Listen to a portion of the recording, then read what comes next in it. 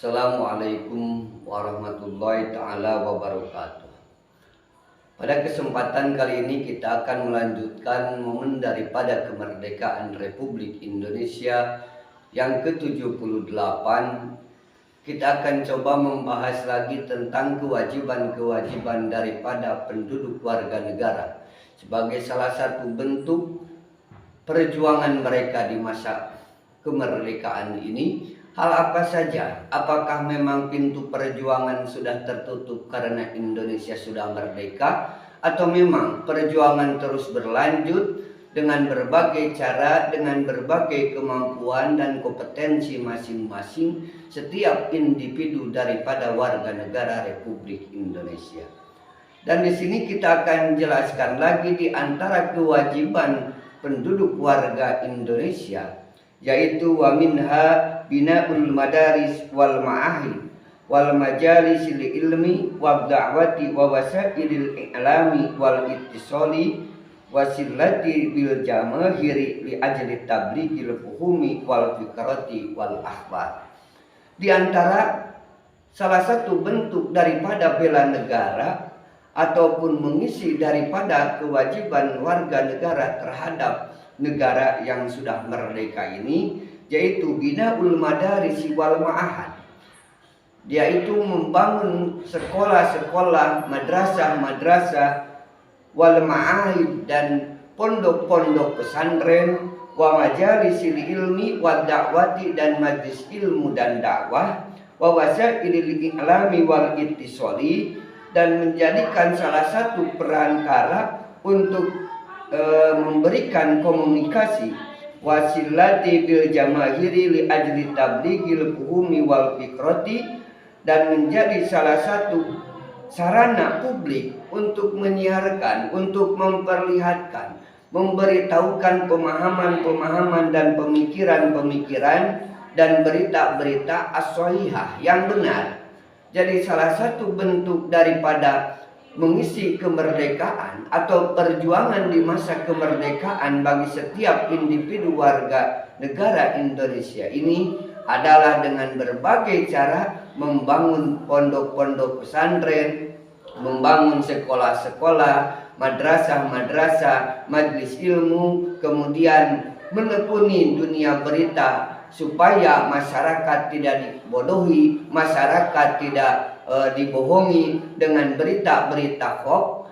Maka perusahaan atau bentuk hal apa saja, perjalanan apa saja yang bisa membantu menjadi sarana bagi syiar dakwah, yaitu dengan seperti ini, menggunakan media misalnya internet, menggunakan berbagai macam medsos, media sosial sebagai bentuk syiar dakwah, membukakan tabir-tabir kerancuan dalam pemahaman-pemahaman yang salah, sehingga masyarakat lebih melek, masyarakat lebih tahu apa berita yang sebenarnya ataupun pemahaman-pemahaman agama.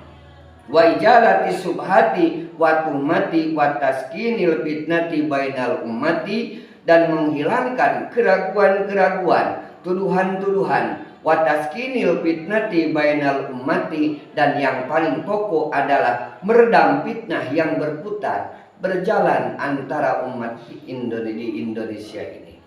Diakui atau tidak, media sosial adalah salah satu bentuk informasi yang paling cepat dibanding dengan informasi-informasi yang lain, sehingga manusia dapat gampang mengakses dengan berbagai berita, dengan berbagai cuplikan-cuplikan pemberitaan, baik itu yang benar ataupun yang hoax. Tetapi sayang, kadang-kadang lebih banyak berita bohongnya, lebih banyak berita hoax yang disebarkan antara umat, sehingga mau tidak mau umat menjadi resah karena pemberitaan yang salah tersebut. Nah, tujuan kita sebagai umat warga negara Indonesia ketika masa kemerdekaan ini, mari kita membangun informasi dan meredam fitnah antara umat. Wa kada binaul masoni wal mayadini takasubi wal aswaqit tajariyati li ajali tahqiqil hayati thayyibati. Kemudian di antara kewajiban warga negara pula sebagai bentuk bela negara, sebagai bentuk perjuangan, sebagai bentuk daripada mengisi kemerdekaan, yaitu membangun pedesaan-pedesaan kita, supaya masyarakat yang tinggal di desa ada kesejahteraan dalam hidupnya.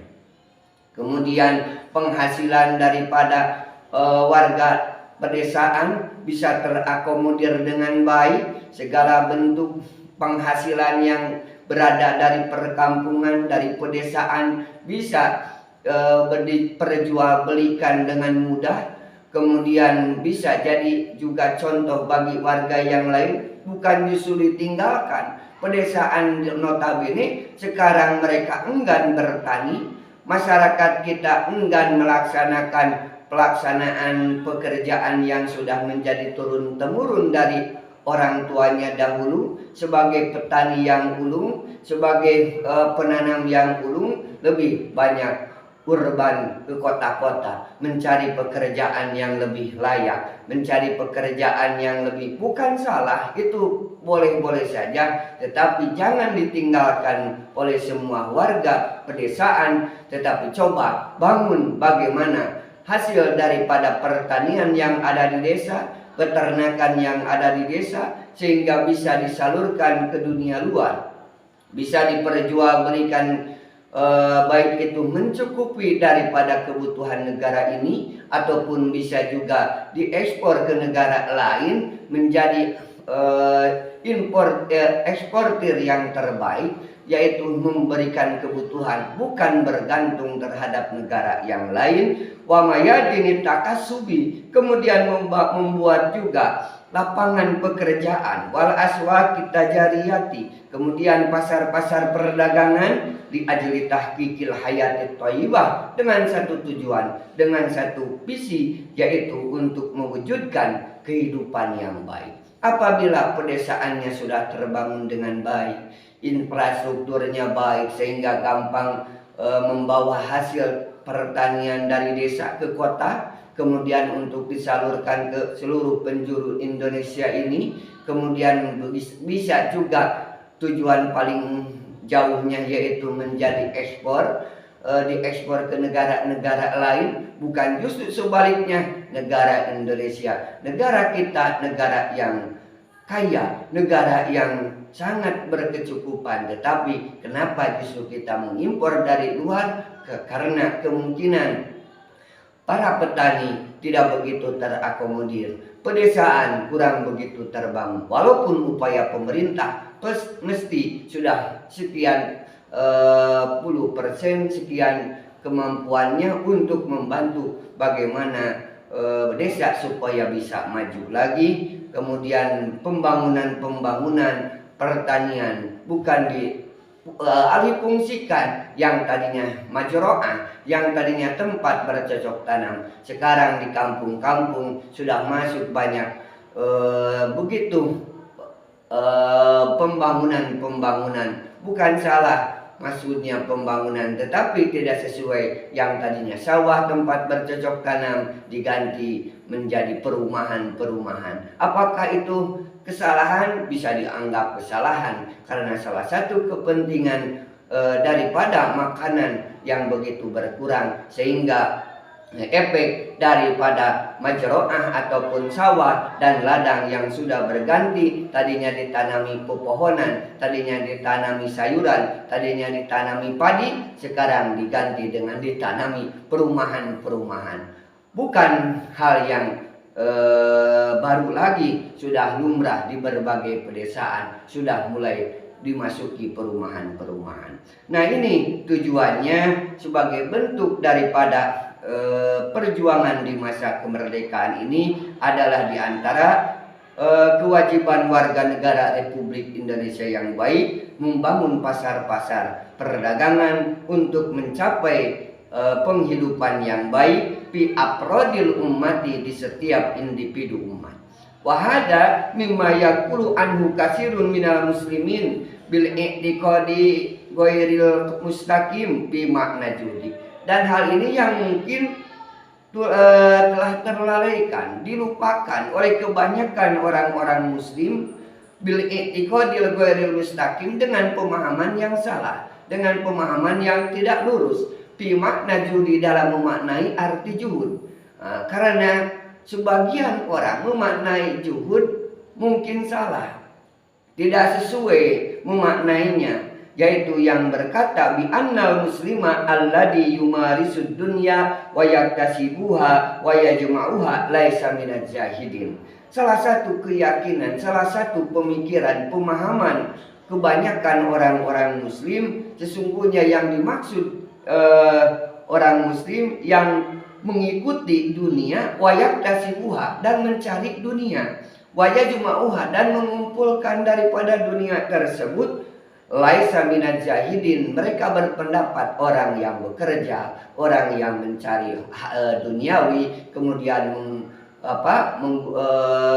menimbun ataupun menampung ataupun mengumpulkan dunia ataupun harta tersebut, mereka berpendapat laisa minaz zahidin, orang tersebut bukan termasuk orang yang zuhud.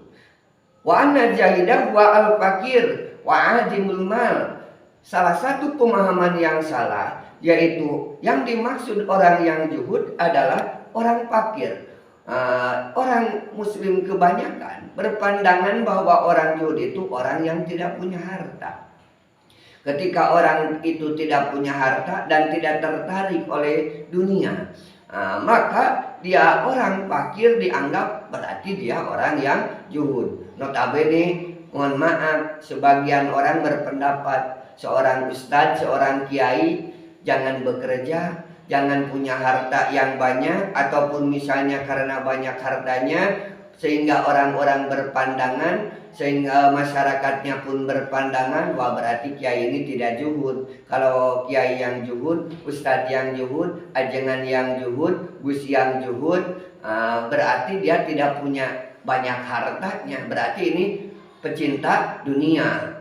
Lihat para kiai terdahulu, kiai dahulu rumahnya sederhana, kemudian tidak punya televisi. Mohon maaf, sekarang para kiai televisinya lebih besar daripada masyarakatnya, kendaraannya lebih mewah daripada masyarakatnya, rumahnya lebih mewah daripada masyarakatnya, sehingga pemahaman ini yang saya menjadi penghambat bahwa memaknai zuhud yang tidak sesuai, sehingga akan menyalahkan ketika orang mencari penghasilan lebih ataupun menyimpan penghasilannya, kemudian sehingga dia menjadi miliuner, misalnya jadi orang yang kaya raya, sehingga dianggap orang yang tidak zuhud. Kemudian yang dianggap zuhud itu menurut kebanyakan wa'adimul mal, orang yang tidak punya harta. Wahada fahmun khati'un, dan ini adalah pemahaman yang salah, muntasirun, yang sudah tersebar, qad adkhalahu wa asya'ahu a'daul Islam, yang ini merupakan masukan atau sisipan daripada musuh-musuh Islam, sengaja menebar pemahaman-pemahaman ini, bahwa yang dimaksud dengan orang zuhud adalah orang yang fakir, orang yang tidak punya harta. Inilah tujuan daripada musuh-musuh Islam. Untuk apa tujuan mereka mengekspos, memasukkan pemahaman zuhud adalah orang yang fakir, orang yang papa, orang yang tidak punya harta, likai yastagiluna bil masailil ubudiyah, supaya orang-orang muslim terus disibukkan dengan masalah-masalah ubudiyah, wal ikhtilafati fil ahkam, dan perbedaan-perbedaan hukum. Misalnya yang sini, yang satu suka tahlilan, yang satu lagi tidak suka tahlilan, terus dibahas tanpa henti, tanpa akhir, sehingga masyarakatnya terbawa. Mohon maaf, itu ada tempatnya, itu ada ranahnya. Para kiai, para ustadz, para santri, silakan gali berbagai hukum ikhtilaf, kemudian perbandingan madhab dengan pendapat-pendapat yang kompleks para ulama-ulama, baik itu Syafi'iyah, kemudian Malikiyah, Hanabilah, Hambaliyah. Perbedaan pelajari, ada orangnya, yaitu para ulama, para kiai, para masai, minimal penerusnya yaitu para santri. Silakan gali ilmu tentang masalah agama, ubudiyah, dan khusus ilmu agama semendalam mungkin, semendetail mungkin. Masyarakat silakan fokus konser sesuai kemampuan, konsen terhadap kemampuan pribadinya, individunya. Jangan ikut-ikutan membahas tentang masalah ru'iyah. Masyarakat yang tidak pernah mempelajari ilmu di pesantren, masyarakat yang tadinya awam karena mendengar di medsos misalnya ramai membahas perbedaan antara yang suka tahlil dan tidak, sehingga dia terbawa terngiang-ngiang sehingga mau ikut membahas, padahal bukan tempatnya, padahal bukan kapasitasnya. Kapasitas masyarakat lurus saja Anda sesuai dengan kemampuan Anda, yaitu untuk mencari rezeki dan membangun peradaban baru dalam masalah masyarakat Islam. Bagaimana membangun desa-desa, kota-kota, kemudian tempat pekerjaan, membuka lapangan pekerjaan. Nah, seterusnya hatta yastagrifuna awqatahum bidzalika, sehingga karena terlalu terbelenggu dengan masalah furu'iyah, dengan masalah ubudiyah, sehingga seluruh umat muslim terlalu terfokus dalam pembahasan yang itu saja, yang dari dahulunya sudah hilafiyah, sekarang ingin menjadi satu pendapat, ya sulit. Dari kalangan imam madhabnya dulu juga sudah memang hilafiyah, kenapa harus dipaksakan? Justru jadikan perbedaan pendapat menjadikan salah satu bentuk solusi ketika Anda tidak bisa memaksakan menggunakan satu madhab. Contoh, misalnya ketika Syafi'iyah misalnya mau makan di tempat yang biasa pesan dahulu, bayar belakangan, suka makan dulu, kemudian setelah itu baru bayar di kasir. Sementara menurut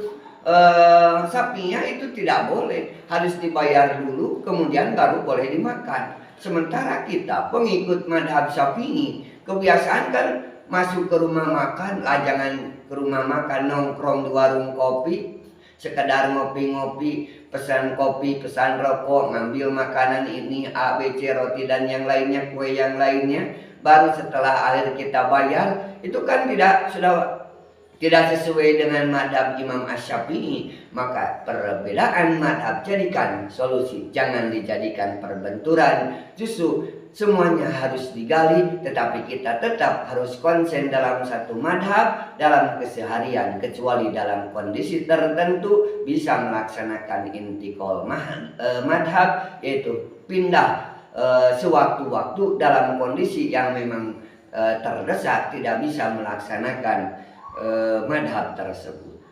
Di antara lagi kewajibannya adalah fabidzalika yasulu li a'da'il Islam tasallutul umuri dunya wa iktinamuha min nahiyatil iktisadiyah. Karena itu mereka musuh-musuh Islam merasa gampang untuk menguasai urusan dunia umat-umat Islam, diakui atau tidak.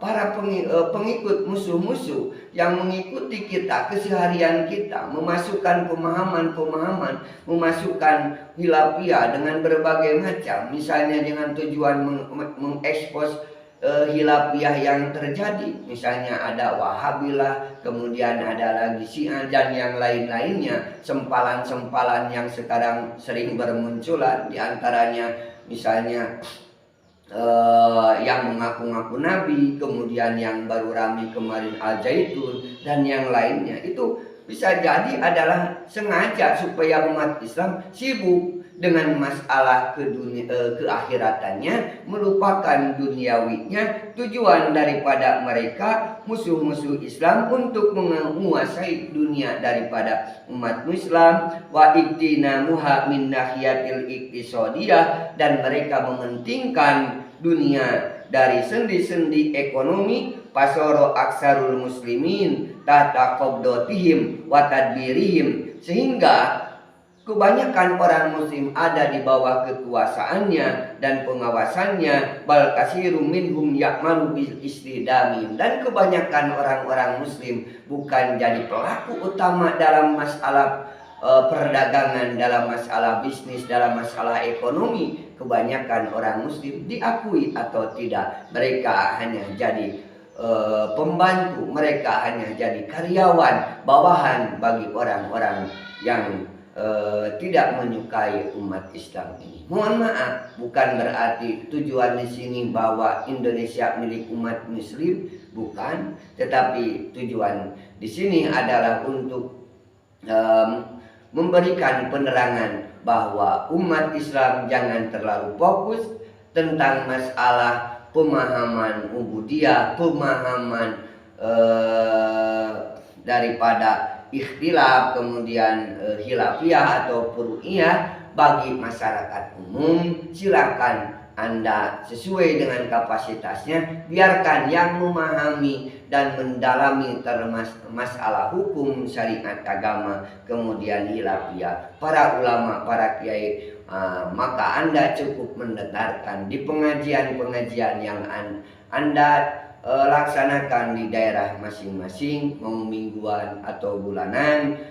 Kita ikuti setiap pengajian cukup dalam ritme 1 minggu 1 kali, 1 minggu 2 kali, ataupun paling banternya 1 bulan 1 kali, paling lamanya kita ikuti pengajian. Selain itu, masyarakat kebanyakan silakan konsen dalam bidang masing-masing, salah satu bentuk perjuangan bagi penduduk Indonesia. Fayakunul muslimuna hum alladina yusa'iduna fi iktinai a'daihim, sehingga karena menjadi bawahan daripada musuh-musuh Islam, mereka sibuk membantu memperkaya orang-orang lain, orang-orang musuh-musuh Islam. Walaysa hada makna juhdi, dan ini bukanlah makna dari juhud. Bukan berarti kita bekerja tapi kita tetap fakir, tetapi yang dimaksud adalah kita harus ada kesinambungan antara masalah dunia dan akhirat. Kemudian Wabayana Dr. Wahbah Az-Zuhaili menjelaskan, Dr. Wahbah Az-Zuhaili bayanan sapian pihada, dengan penjelasan yang sangat menjelaskan atau mengobati dalam masalah ini. Faqala inna min ahammi usuli min domil istima'il Islam wa tahqiqul hayat thayyibatil karimatil linnas. Di antara kepentingan pokok dari masyarakat umat Islam yaitu mewujudkan kehidupan yang baik, yang mulia bagi manusia-manusia yang lainnya, al-jami'ati baina khairi dunya wal akhirah, yang menggabungkan antara kebaikan dunia dan kebaikan akhirat, wal qaimatu ala asasil amali sholihi, dan melaksanakan sendi-sendi ataupun pokok-pokok daripada amal soleh madian wa maknawiyan, baik itu secara yang nyata ataupun secara maknawi. Id anna solahal amal yartaddu asaruhu bil khairil kamil.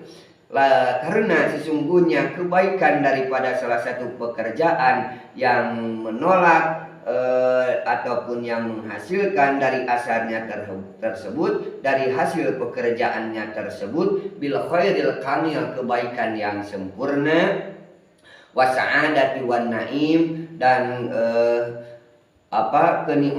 kenikmatan, keselamatan alal fardi wal muzdami, baik bagi individu dan bagi kelompok. Maka tujuan daripada masyarakat Islam seharusnya menggabungkan antara fid dunya hasanah wa fil akhirati hasanah, yaitu di dunia jadi orang yang sukses, kemudian di akhirat menjadi orang yang diridhoi oleh Allah, ditempatkan di tempat yang diridhoi oleh Allah, yaitu surganya Allah.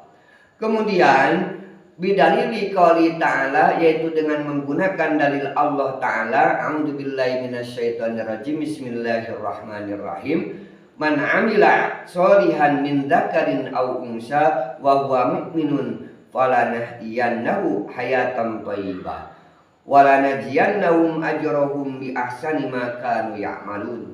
Kata Allah, barang siapa orang yang beramal soleh, baik itu dari laki-laki ataupun dari perempuan, dan dia orang yang beriman terhadap Allah, falanahyiyannahu hayatan thayyiban, maka kata Allah, kami akan menghidupkannya dengan kehidupan yang baik, walanajiyannahum ajrahum bi ahsani ma kanu ya'malun, dan kami juga akan membalas mereka balasan yang melebihi dari apa yang telah mereka kerjakan.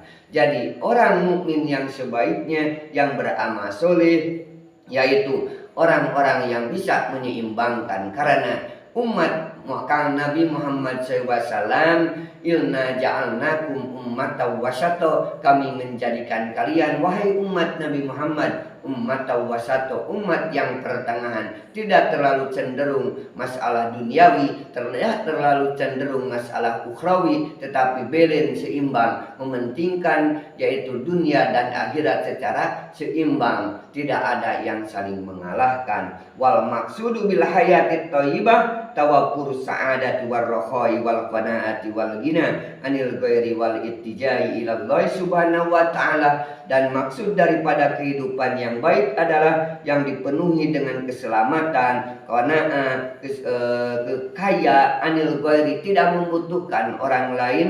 Yang dimaksud tidak membutuhkan dari orang lain di sini diantaranya kita tidak bergantung daripada ekspor, dari impor negara lain. Kita bisa mencukupi kebutuhan bagi warga negara Indonesia ini, baik muslim ataupun non muslim, saling membantu mencukupi daripada kebutuhan warga negara kita ini, warga negara Indonesia.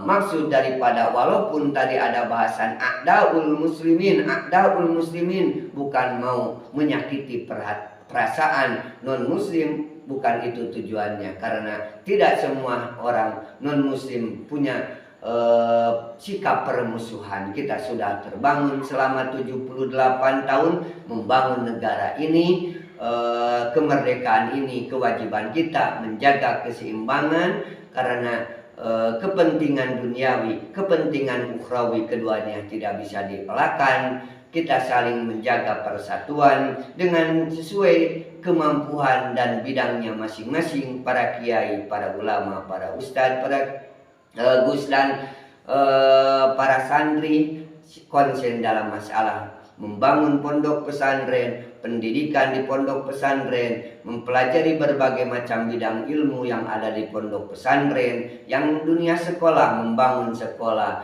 kemudian mempelajari masalah ilmu-ilmu menurut pendapat yang kemarin, bahwa ilmu hisab, hitungan, matematika, eksak dan yang lainnya itu adalah termasuk daripada fardu kifayah, di mana tidak bisa kita melaksanakan ruknul muamalah, yaitu perdagangan tidak bisa berhasil apabila matematika kita, perhitungan kita kecil. Maka kita sebagai umat Islam biarkan yang fokus dalam masalah puruniyah dan ibadah para kiai saja. Kita masyarakat biasa silakan berkontribusi bagi negara ini sesuai kemampuan. Yang menjadi pedagang, kalian harus mampu jadi pedagang yang sukses. Kemudian dari petani, silakan siapkan pertanian dengan sebaik-baiknya. Yang jadi peternak, hasilkan peternakan yang begitu mumpuni, mencukupi kebutuhan pasokan daging yang ada di pasar-pasar. Kemudian yang menjadi karyawan,